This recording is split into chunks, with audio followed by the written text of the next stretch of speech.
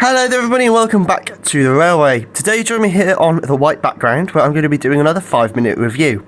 Now since the last few have been 10 minutes I decided I'm going to get straight in without the unboxing today. I'm just going to start off with this. So this is the Bachmann 56XX model. Now this is a very good model in my opinion. It's got some nice detailing, however it is a little coarse. I'm just going to quickly whiz over some of the best bits of detailing. So we've got this nice copper cap chimney here and it uses real copper I believe. We've got plenty of separately fitted handrails throughout the body. We've got separately fitted details all across the top. The safety valve bonnet doesn't look great, but you know, it doesn't look too bad. We've got separately fitted sprung plastic buffers, I believe, at the front. Again, we've got NEM couplings at each end, pre-fitted coupling hooks. We've got nice plastic running board, and I say nice because it isn't actually warped. We've got plenty of detail atop the tanks. We've got nice printing throughout, plenty of rivets, so that's really good. If I turn this model around, you can see in the light, this is just a standard daylight in here, I haven't got any lights on. You can see it's got a very nice sort of satin sheen, so that's very nice. We've got, again, blackened wheels without the axles showing, that's a nice feature as well. Got a sprung centre axle, I can't really show that, so this sprung pony truck as well. This printed number here on the side is nicely legible, and we've got separately fitted handrails. These, I believe, are metal. We do have a little cab detail, however that isn't great, but it is a nicely illuminated cab there with obviously, you know, you've got this sort of light coming through from the other side. It is glazed at the front as well, so that's very nice to see. Again, at the back we've got this rather chunky looking coal load, but again that doesn't look too bad, I have seen worse. This angle really highlights all the rivets on the side of it, so yeah, those look pretty good indeed. And of course we've got separately fitted vacuum pipes at the back, along with these handrails again. The mechanism isn't great on this model either. It is, however, just the standard Bachmann motor. Performance from these, I believe, is, so I just believe the 3-pole motors. Performance from these isn't too bad, but it's, to be honest, I'd prefer a 5-pole motor.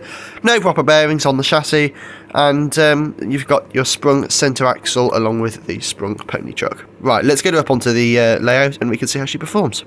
I'm going freehand with this because I've lost my tripod because I'm an idiot. So apologies if it is a bit wobbly.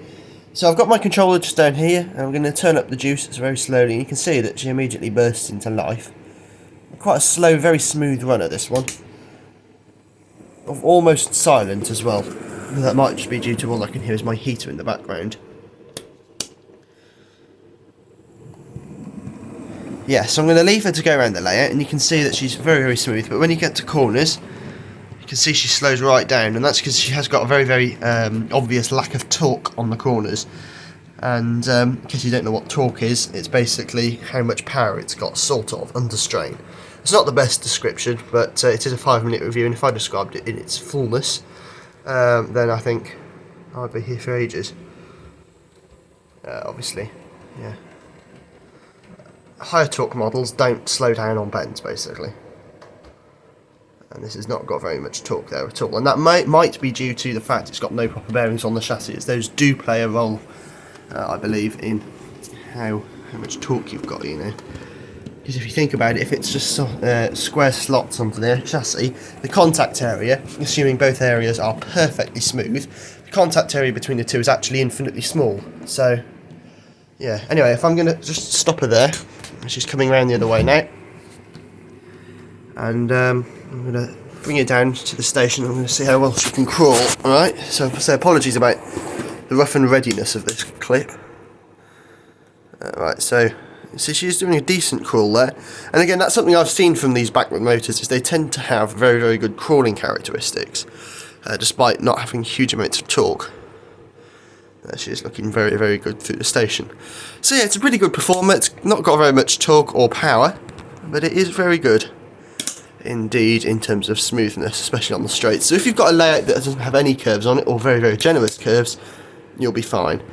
I say very generous because mine are 3rd radius and it slows down on those, so I don't even want to see what it does on 2nd radius. Anyway, that's been a 5-minute review. Thank you guys for watching. As always, if you have enjoyed it, don't forget to leave a like, comment down below, share and subscribe. So we've got more 5-minute reviews coming next month, so they are a monthly series. Glad you have watched the video and made it this far. If you have, as I said, thank you for watching, and I'll see you very soon in the next 5-minute review. Please let me know your thoughts down in the comments. Till then, bye for now.